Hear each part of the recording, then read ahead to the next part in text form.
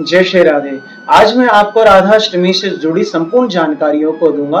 राधाष्टमी कब मनाई जाएगी, उसको किस प्रकार किस विधि से मनाया जाए, राधाष्टमी की व्रत की क्या कथा है, उद्यापन किस प्रकार किया जाएगा और हमारे किशोरी जी को क्या क्या वस्तु प्रिय हैं, जिन वस्तु अगर हम उनको भोग देंगे, उनका भोग लगाएंगे, उनको उपहार स्वरूप में देंगे तो किशोरी जी की कृपा हमें कैसी प्राप्त होगी। तो इन सब बातों को जानने के लिए वीडियो को अंतिम तक जरूर देखिए।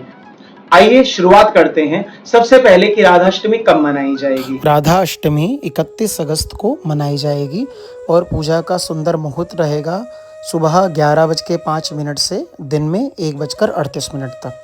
दूसरी बात, कहते हैं राधा अष्टमी का जो व्रत है वो कब तक रखा जाए और कैसे रखा जाए। जैसे हम सब लोग सारे व्रतों को रखा करते हैं उसी प्रकार से राधाष्टमी का व्रत रखा जाता है।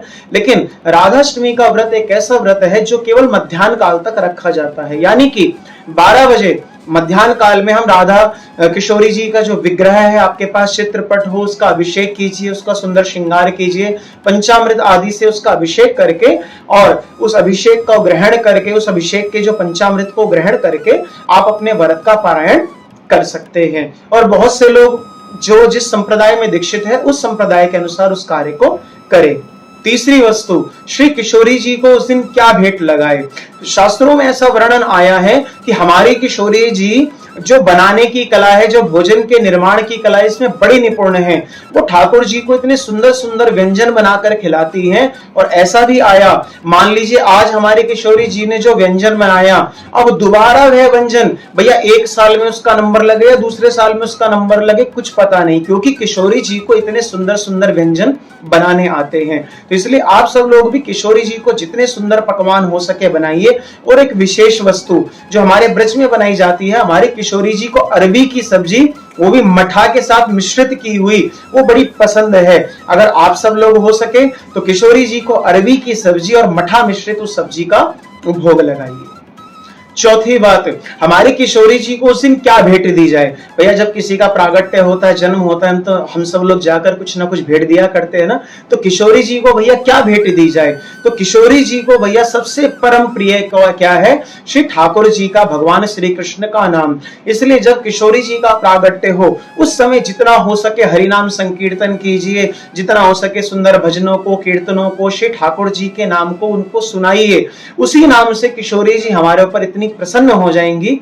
और कहते हैं विशेष रूप से श्री किशोरी जी को एक बांसुरी गिफ्ट कीजिए, उनको उपहार स्वरूप दीजिए, क्योंकि जितना प्रेम वो हमारे श्री कृष्ण ठाकुर जी से करते हैं उतना ही प्रेम उनको वंशी से भी करती हैं। इसलिए हो सके तो वंशी को आप सभी लोग उनको अवश्य भेंट करें। कई लोगों के सवाल आते हैं, हमारे घर में तो लड्डू गोपाल जी है, हम राधाष्टमी कैसी बनाएं।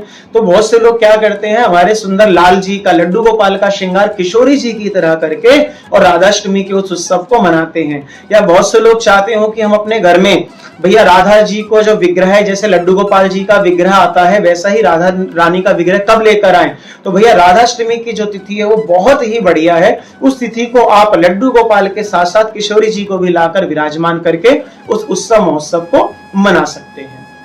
आइए अब हम सब लोग श्री राधा रानी की जो व्रत की कथा है उसको श्रवण करते हैं। कहते हैं ये बात पद्म पुराण में आई है, किस प्रकार राधाष्टमी का व्रत सर्वप्रथम किया गया।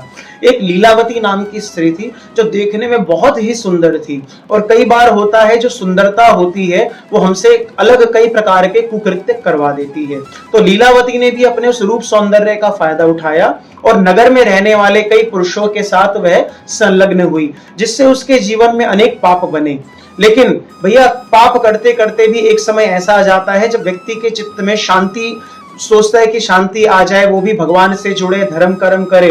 तो एक दिन उसके मन में ही यह बात आई कि मैंने अपना संपूर्ण जीवन तो ऐसे बिता दिया, लेकिन अब मैं अपने जीवन में थोड़ी शांति चाहती हूँ। तो शांति की प्राप्त करने के लिए, अध्यात्म की प्राप्ति करने के लिए वो अपने नगर से बाहर निकली।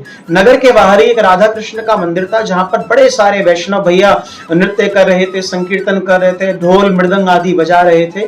वो वहां पर पहुंची और उन्होंने पूछा यहाँ पर क्या हो रहा है, मुझे भी इस बारे में बताओ। तो वहां पर सब वैष्णवों ने कहा आज राधाष्टमी है, तो हम सब लोग सुंदर किशोरी जी को प्रसन्न करने के लिए यहाँ पर ये उत्सव कर रहे हैं। आप भी चाहो तो इस उत्सव को कर सकती हो। अब भैया सुबह से घर से निकली थी, उसने कुछ खाया पिया तो था नहीं, मध्याह्न काल के 12 बजे का समय आने वाला था। सुंदर उसने भी राधा श्री किशोरी जी का अभिषेक को देखा और समस्त वैष्णवों के साथ सुंदर उत्सव किया और उसका जो व्रत था वो 12 बजे तक का जो था वह संपूर्ण हो गया। अब आगे क्या होता है, जब वो व्रत को संपूर्ण करके वापसी अपने नगर की ओर जा रही होती है तो काल की कुछ ऐसी प्रेरणा होती है, वहीं से एक सर्प गुजर रहा होता है, सर्प के ऊपर उसका पांव आ जाता है और सर्प उसको दंशन कर लेता है, उसकी मृत्यु हो जाती है।